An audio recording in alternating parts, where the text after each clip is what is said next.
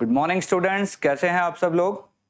देखिए, अभी तक हमने जो प्रीवियस क्लासेस के अंदर हमने पढ़ा, हमने क्या क्या चीज़ें पढ़ ली, एक बार मैं शॉर्ट आपको रिकैप दिखा देता हूँ। यहाँ पे हमने चीज़ें पढ़ी थी। सबसे पहले लाइन एंड एंगल के बारे में बात किया था।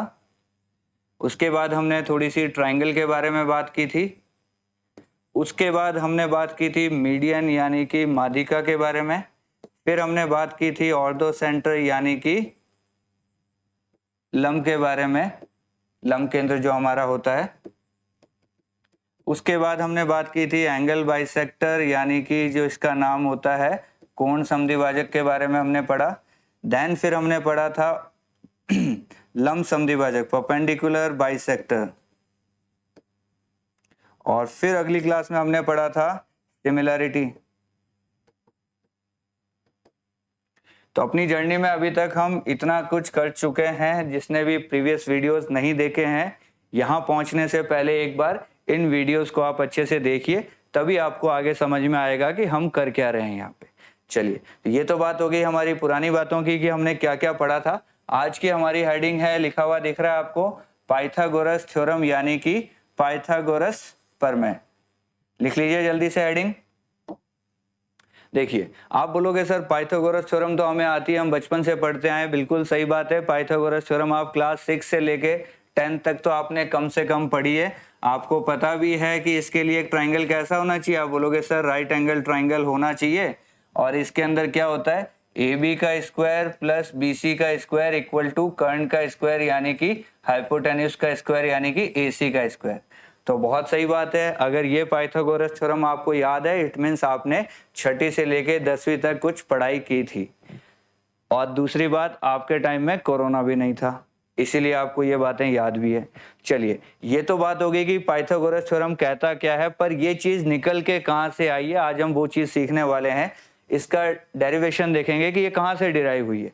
दूसरी चीज, उसके अंदर हमें और भी रिजल्ट्स मिलेंगे जो हमें क्या करना है, याद रखना है, जिन पे बिल्कुल डायरेक्ट क्वेश्चन आता है। मैं बताऊंगा क्या क्या चीजें आपको याद रखनी है। तो चलिए शुरू करते हैं। पाइथागोरस के लिए सबसे पहले हम क्या करेंगे, एक ट्राइंगल ले लेंगे। ये ए है, ये बी है, ये सी है, और ये हमारा यहाँ पे 90 डिग्री है। देखिए, बी से मैंने क्या किया, सामने वाली साइड पे एक और 90 डिग्री मारूंगा। ये 90 डिग्री हो गया, इसका नाम हो गया बी डी। क्लियर है यहाँ तक। तो देखिए, यहाँ पे कितने ट्राइंगल दिख रहे हैं आपको। आप बोलोगे सर एक ये वाला, एक ये वाला और एक बड़ा वाला। तो बिल्कुल सही बात है, आपको 3 ट्राइंगल दिख रहे हैं। मान लीजिए इस एंगल को मैं थीटा रखता हूं, तो बताइए ये वाला एंगल कितना हो जाएगा। आप बोलोगे सर अगर ये थीटा, ये 90, तो इसको होना पड़ेगा 90 माइनस थीटा। अगर ये 90 माइनस थीटा है तो ये वापस क्या हो जाएगा, थीटा। तो देखिए 3 ट्राइंगल बना रहा हूं मैं यहाँ पे, 1 2 3। इसका नामकरण थीटा 90, इसका भी एंगल थीटा 90 और इसका भी एंगल थीटा और 90।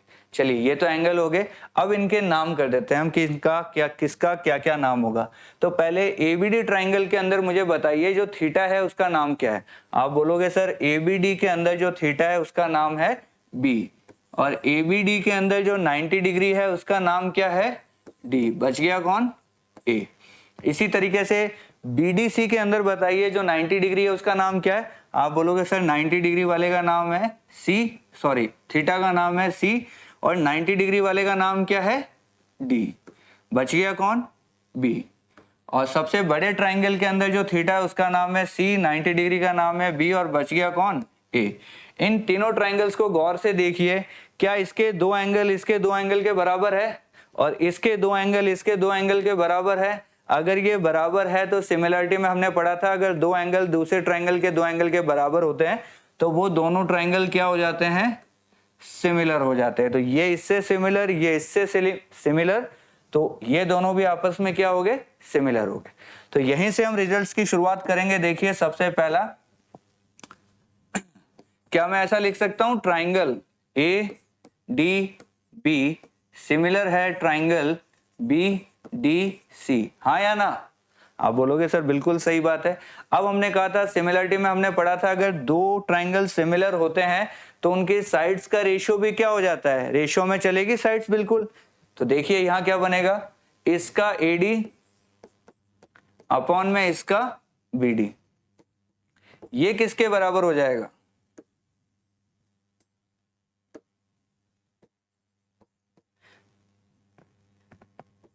DB अपॉन में DC इक्वल टू हो जाएगा AB अपॉन में BC।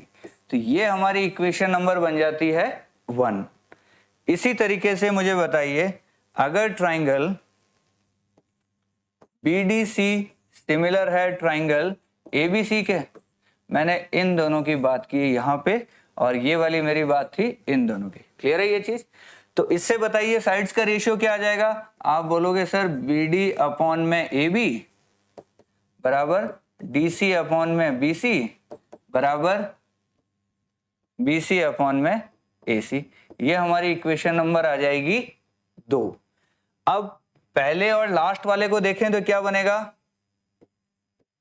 ट्राइंगल ADB सिमिलर हो जाएगा ट्राइंगल ABC के। तो रेशियो क्या आएगा? AD अपॉन में AB, DB अपॉन में BC, AB अपॉन में AC। ये हमारी इक्वेशन नंबर आ गई 3। तीनों इक्वेशंस को लिख लीजिए फटाफट। चलिए आगे ध्यान से देखिए। अब पहली इक्वेशन, दूसरी इक्वेशन और तीसरी इक्वेशन पे गौर से नजर मारिए। क्या आपको ऊपर AB और नीचे AB कहीं पे दिख रहा है क्या? आप बोलोगे सर अभी बता देते हैं, मिल गया। तीसरे नंबर इक्वेशन में देखिए, यहां नीचे AB है और यहां पे ऊपर AB है। तो तीसरी इक्वेशन से मैं ये तीनों आपस में बराबर है, तो पहला और लास्ट वाला बराबर हो सकता है? आप बोलोगे सर बिल्कुल हो जाएगा। तो ये चीज मैं लिख लेता हूं, AD upon AB equal to AB upon AC।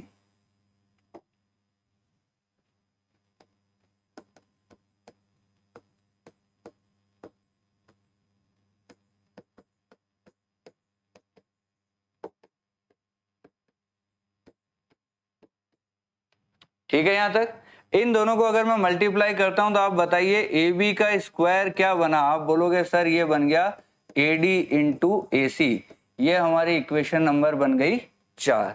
Clear है सबको? दोबारा से देख लीजिए। हमने तीसरी इक्वेशन से ये उठाया AD upon AB equal to AB upon AC, cross multiply किया तो AB का स्क्वायर क्या बन गया? AD into AC। इसी तरीके से आप मुझे बताइए, इन तीनों इक्वेशन में कहीं पे आपको BC दिख रहा है क्या ऊपर और नीचे? आप बोलोगे सर BC, अभी देख लेते हैं। ये मिल गया। इक्वेशन नंबर 2 में देख रहे हैं, नीचे BC ऊपर BC। तो इक्वेशन नंबर 2 से मैं ये वाला रिजल्ट उठा रहा हूं, देखिए क्या बनता है।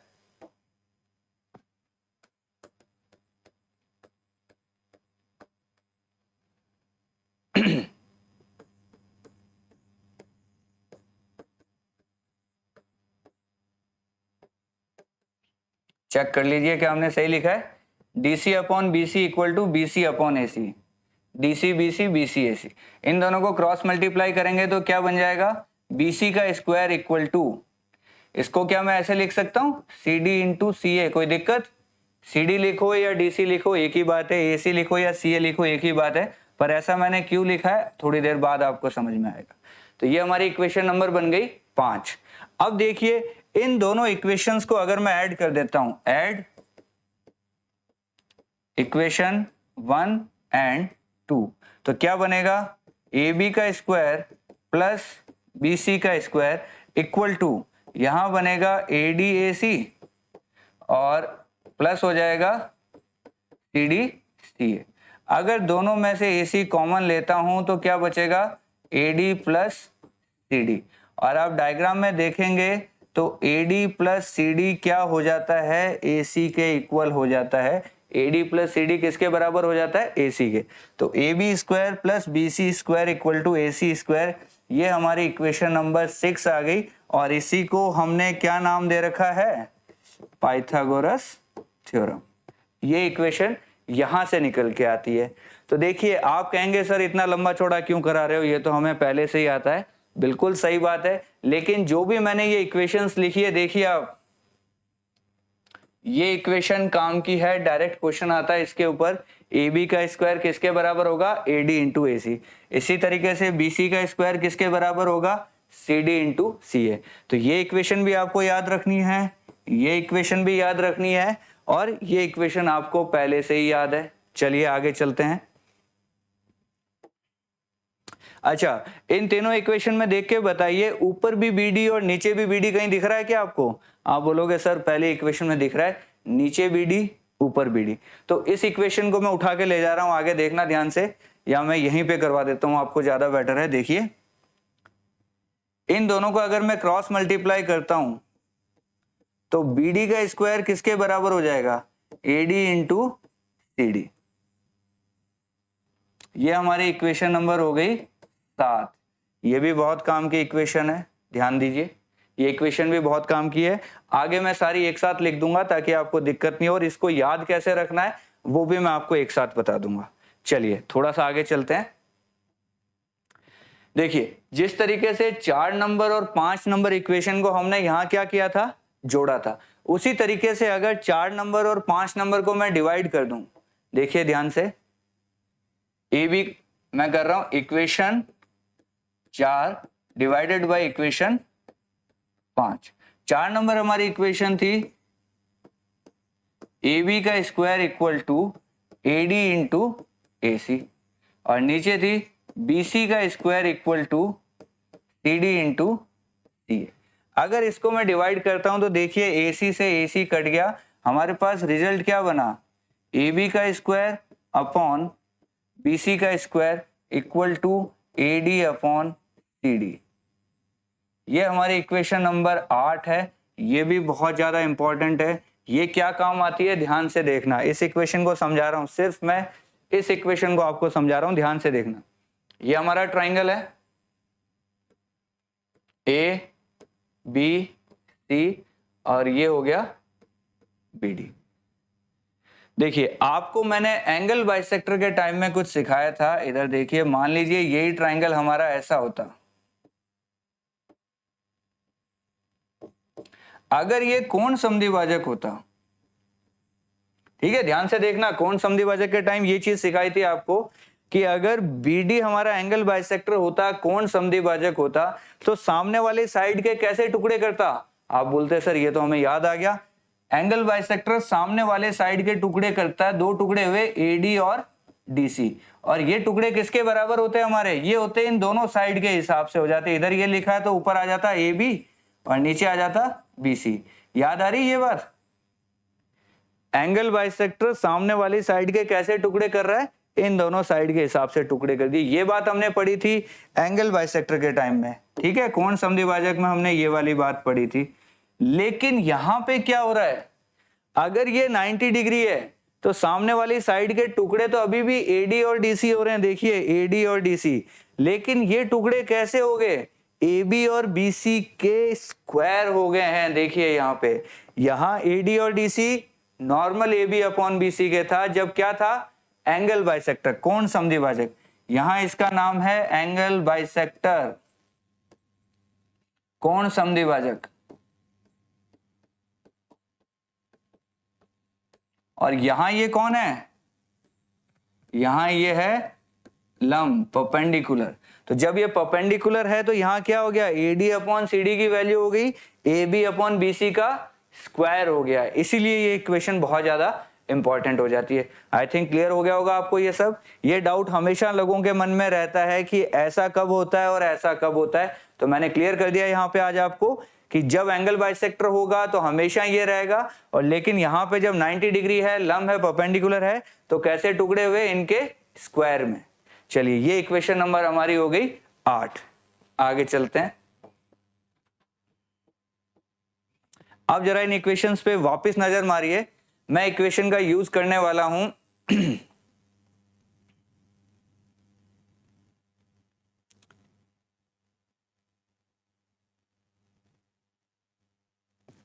इक्वेशन नंबर 2 को देखिए, मैं इन दोनों का यूज करने वाला हूं, इन दोनों पे थोड़ा सा नजर मारिए।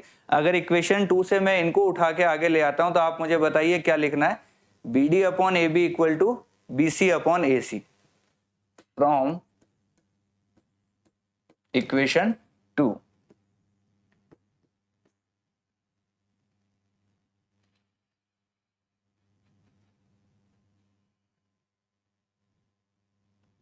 B D upon A B equal to B C upon A सी।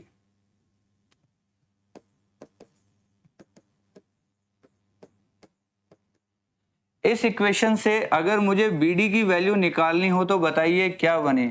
आप बोलोगे sir A B into B C upon में क्या बन गई, ए सी। ये इक्वेशन नंबर हमारी है 9 नंबर, और ये सबसे ज्यादा इंपॉर्टेंट है। जितने स्टार लगा सकते हो, लाल पीले हरे नीले सब लगा दीजिए। ये सबसे ज्यादा जानदार इक्वेशन है इस पूरे पाइथागोरस थ्योरम की, ध्यान रखना। बी डी की वैल्यू क्या हो जाएगी, A B into B C upon में ए सी। डायरेक्ट क्वेश्चन आता है, अभी मैं बताऊंगा आपको, और मैं गारंटी के साथ कह रहा हूं, मैं 2 क्वेश्चन दूंगा, एक क्वेश्चन तो मिनिमम सब लोग गलत करेंगे। अगर आप दोनों सही कर देते हो तो कमेंट में जरूर बताना। चलिए 9 नंबर इक्वेशन समझ में आ गई आपको अच्छे से।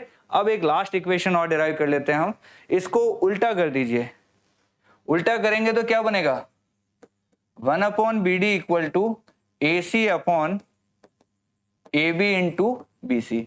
अब मैंने क्या किया, इसका स्क्वायर भी कर दिया। उल्टा करके क्या कर दिया मैंने, स्क्वायर कर दिया। तो बताइए ये क्या बना, ये तो बन गया 1 अपॉन बी डी स्क्वायर। ए सी स्क्वायर की जगह पाइथागोरस थ्योरम से मैं ये लिख सकता हूं, ए बी का स्क्वायर प्लस बी सी का स्क्वायर, और नीचे क्या है, A B square B C square. ऊपर चीज प्लस में है, नीचे मल्टीप्लाई में है, तो क्या होता है, इसके नीचे भी ये दोनों आ जाएंगे, प्लस इसके नीचे भी ये दोनों आ जाएंगे। तो इससे रिजल्ट क्या आ जाएगा हमारे पास रिजल्ट आ जाएगा 1 अपॉन बी डी का square equal to 1 upon A B square plus 1 upon B C square. ये इक्वेशन नंबर हमारे पास आ जाएगी 10 नंबर। ये भी बहुत इंपॉर्टेंट है, बहुत बार एग्जाम में डायरेक्ट ये क्वेश्चन आ गया है कि 1 अपॉन ए बी स्क्वायर किसके बराबर हो जाएगा। ये सीधा जो इक्वेशन है यही क्वेश्चन के रूप में पूछ लिया, अभी दिखाएंगे आपको जब क्वेश्चन करवाएंगे।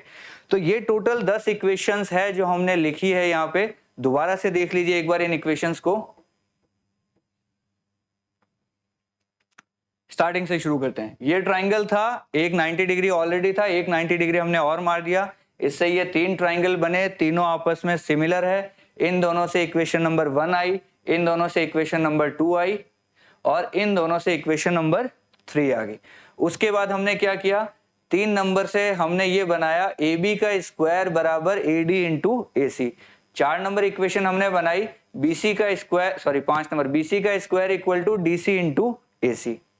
ये देखिए, इससे 4 नंबर बनी और इससे 5 नंबर बनी। दोनों को जोड़ा तो हमारा पाइथागोरस बन गया, जो कि हमारा इक्वेशन नंबर है 6। इसी तरीके से 1 नंबर से हमने क्या किया, 1 नंबर से हमने ये बनाया कि बी डी का square equal to A D into D C. ये हमारी इक्वेशन नंबर बन गई 7। इसी तरीके से 4 और 5 को जब हमने डिवाइड किया तो हमारा ये चीज बनी। ये चीज हमने क्या कही थी कि ए डी और सी डी के टुकड़े कैसे होंगे, ए बी और बी सी के स्क्वायर में जब अगर हम कर देंगे, रेशियो का स्क्वायर कर देंगे तो ऐसे इसके टुकड़े हो जाएंगे। और अगर ये चीज एंगल बाइसेक्टर होता तो ए डी और डी सी के टुकड़े कैसे होते, ए बी और बी सी के हिसाब से। तो इन दोनों में क्या फर्क है वो आपको समझ में आ गया। और इसके बाद चलते हैं, इक्वेशन नंबर 2 से हमने निकाली बी डी की वैल्यू, जो कि क्या हो जाएगी, A B into B C upon में ए सी। अब बहुत लोगों को लग रहा है सर ये 10 इक्वेशन हो गई, हम कैसे याद करेंगे, समझ नहीं आ रहा। और आप तो कह रहे हो सबसे क्वेश्चन आते हैं, तो याद कैसे रखनी है वो मैं अब आपको सिखा देता हूं। पहले तो इन सबको लिख लीजिए, 10 की 10 इक्वेशन। हमें सारी याद नहीं करनी है, हमें कहां से याद करनी है, पहली 3 को आप छोड़ दीजिए। हमें कहां से स्टार्ट करना है, 4 से लेके 10 तक हमें याद करना है। कैसे याद करेंगे वो मैं आपको सिखाता हूं। याद कैसे करना है ये सबसे ज्यादा इंपॉर्टेंट है, तो ध्यान से देखिए।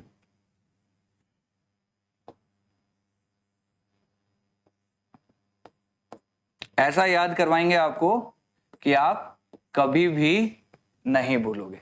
ध्यान से देखना। देखिए सबसे पहले है ए बी, मैंने लिखा ए बी का स्क्वायर, ठीक है। ध्यान से देखना, सबसे पहले मैंने लिया ए बी को, ए बी का स्क्वायर लिखा। ए बी का स्क्वायर, तो ए बी के पास में कौन है बताइए मुझे। आप बोलोगे सर ए बी के पास में है ए डी, और इसको बड़ा कर दीजिए तो क्या बन गया, ए सी। ये इक्वेशन नंबर हमारी थी 4 नंबर। क्लियर है सबको। इसी तरीके से मुझे बताइए,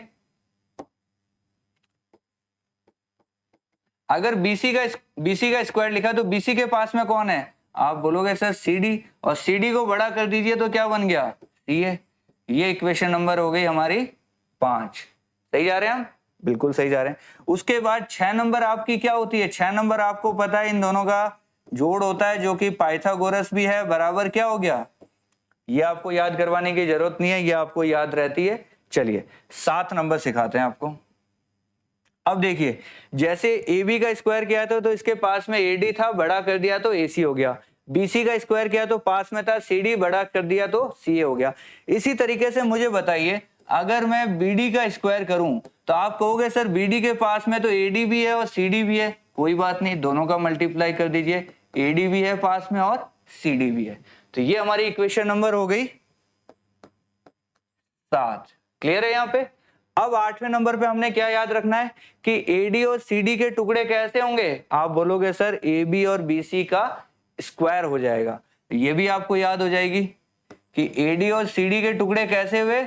आप लिखोगे AB और BC, ये नॉर्मल होता है जब एंगल बाइसेक्टर होता है, और यहाँ पे ये स्पेशल है तो क्या हो जाएगा इसका स्क्वायर। ये हमारी हो गई इक्वेशन नंबर 8। 9 नंबर इक्वेशन मैंने कहा था सबसे ज्यादा इंपॉर्टेंट है, बिल्कुल सबसे ज्यादा इंपॉर्टेंट है। तो 9 नंबर को सीखने के लिए दोबारा से देखिए, मान लीजिए यही डायग्राम आपको वापस बनाना होता तो आप कैसे बनाते? आप बोलते सर पहले हम ऐसे बनाएंगे फिर ऐसे बनाएंगे। इनके नाम क्या है?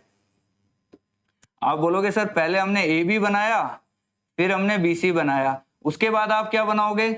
आप बनाओगे AC, और लास्ट में क्या बनाओगे? BD। तो यहां से क्या निकल के आया? BD की वैल्यू क्या हो गई? AB इंटू BC अपॉन में AC। ये हमारी इक्वेशन नंबर हो गई 9। समझ में आई या नहीं आई? सबसे ज्यादा इंपॉर्टेंट है ये वाली। कैसे करेंगे? पहले AB बनाया फिर BC बनाया, तो AB और BC का मल्टीप्लाई लिख दिया, फिर हमने बनाया AC और लास्ट में बनाया BD, तो उधर लिख दिया। BD की वैल्यू आ गई AB इंटू BC अपॉन में AC। या दूसरे शब्दों में कहें, इन दोनों साइड का मल्टीप्लाई डिवाइड कर दीजिए कर्ण से हाइपोटेन्यूज से, ये हमारी वैल्यू आ गई BD की। और लास्ट चीज, ये तीनों एक लाइन में है, बीच वाली चीज अलग है, दोनों साइड है, तो क्या लिख देंगे? 1 अपॉन BD का स्क्वायर बराबर 1 अपॉन AB का स्क्वायर प्लस 1 अपॉन BC का स्क्वायर। ये हमारी इक्वेशन नंबर बन गई 10। इस तरीके से आपको इनको याद रखना है। अगर भूल जाओ तो इस वाली चीज को वापस से देखिए, 2-3 बार देखिए और फिर खुद से 3-4 बार लिखने की कोशिश कीजिए। अगर 5 बार आपने इक्वेशन 4 से लेके 10 तक लिख दी तो समझ लेना आपको ये ऑटोमेटिक याद हो जाएगी। ये बहुत ही मेहनत करके डिराइव करके समझा गया तरीका है कि कैसे ये चीजें हमें एक साथ याद रह जाएंगी। तो इसके लिए आप बार बार 2-3 बार देखिए और 4-5 बार अपने हाथ से लिखने की कोशिश कीजिए, ये आपको याद हो जाएगा। इट मीन्स पाइथागोरस पूरी आपकी हो गई। इससे 1, 2 या 3 क्वेश्चन, कई बार कितने भी आ जाते हैं, सारे के सारे आपके क्वेश्चंस क्या हो जाएंगे? एकदम सही हो जाएंगे। चलिए क्वेश्चन की बात करते हैं। क्वेश्चन कैसा आएगा देखिए। क्वेश्चन ये आएगा कि ट्राइंगल ABC एंगल B बराबर 90 डिग्री है। ठीक है, यहां तक किसी को दिक्कत नहीं है? कोई दिक्कत नहीं। फिर कहेगा AB की वैल्यू है 12, BC की वैल्यू है 16, और जो BD है वो 90 डिग्री है। किसके ऊपर? AC के ऊपर। तो बताइए BD की वैल्यू क्या हो जाएगी? अब बताइए कौन सी इक्वेशन यूज करेंगे आप इसके लिए? तो मैंने सबसे ज्यादा किस पे जोर देकर कहा था? आप बोलोगे सर 9 नंबर। तो BD निकालना है तो 9 नंबर का यूज करेंगे। 9 नंबर इक्वेशन क्या थी? ये A है, B है, ये C है, ये 12 है, ये 16 है। तो इसका बताइए वैल्यू क्या हो जाएगी? आप बोलोगे सर 3, 4, 5 ट्रिपलेट होता है, 3 इंटू 4, 4 इंटू 4, तो 5 इंटू 4, ये कितना हो गया? 20 हो गया। तो BD हमें निकालना है, ये लीजिए BD। तो BD की वैल्यू क्या हो जाती है? AB BC अपॉन में AC। तो कितना हो जाएगा? 12 इंटू 16 अपॉन में 20। तो ये कितना आ गया? 48 अपॉन 5 हमारा क्या आ गया? आंसर आ गया। तो सबसे पहला क्वेश्चन जो आता है वो BD के लिए आता है। सबसे ज्यादा जो पूछा जाता है वो भी यही पूछा जाता है। जल्दी से इसको लिख लीजिए। अगला क्वेश्चन दे रहा हूं, देखता हूं कितने लोग सही करते हैं।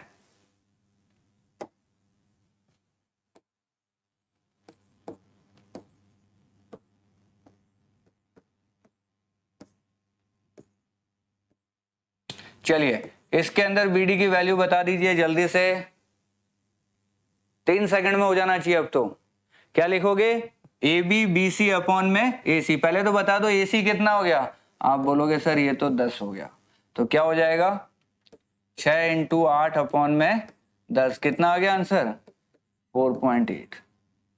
कितने सेकंड लगे? सिर्फ और सिर्फ 3 सेकंड लगे आप। चलिए अगला क्वेश्चन।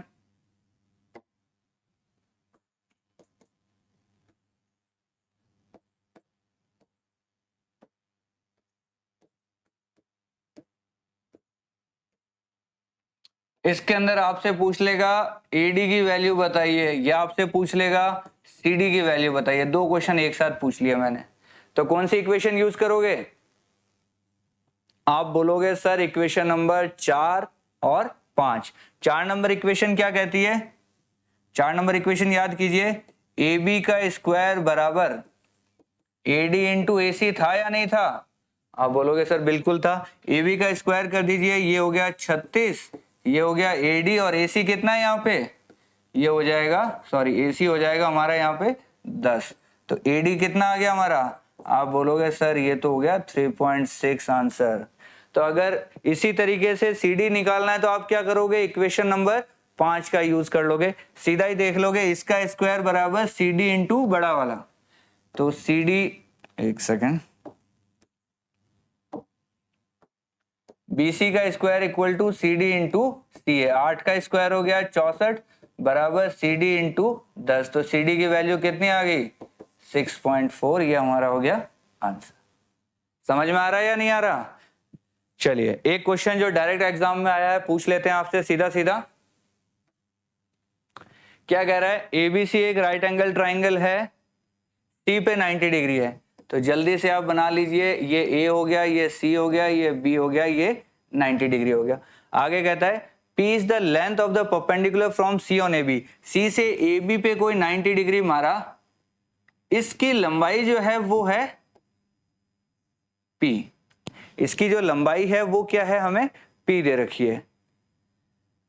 यदि B और C BC और CA की लंबाई है,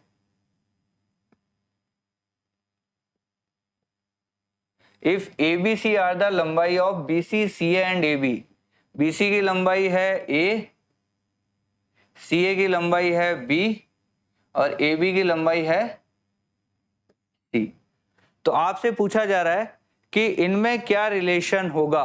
तो याद कीजिए इक्वेशन नंबर 10 क्या सिखाई थी आपको? इन तीनों के बारे में बात करी थी कि बीच वाले का उल्टा करके स्क्वायर कर लो, 1/p स्क्वायर बराबर 1/b square plus 1/a square. ऐसा कोई ऑप्शन दिख रहा है क्या आपको?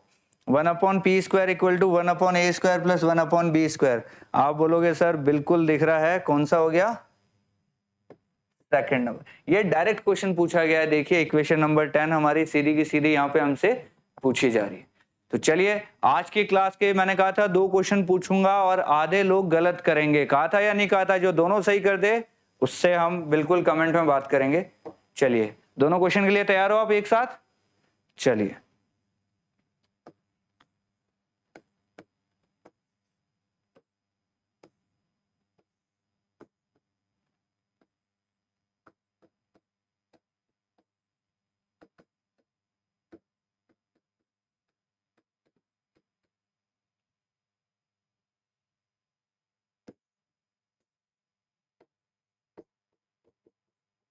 चलिए पहला क्वेश्चन आपके लिए ये है, जल्दी से कर दीजिए।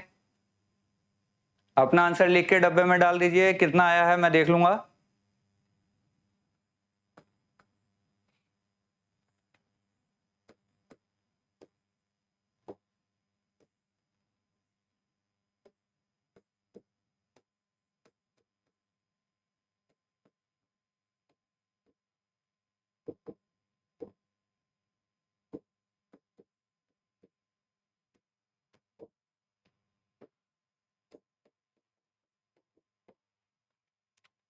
देखिए 2 क्वेश्चन है आपके सामने। दोनों क्वेश्चन एसएससी में ऐसा समझ लो आप नहीं करते, मैं कहूंगा ये दोनों क्वेश्चन एसएससी में कम से कम 20 बार पूछे गए। कम से कम 20, प्रीवियस ईयर उठा के देखना, कम से कम 20 बार ये क्वेश्चन आपको दिखेंगे।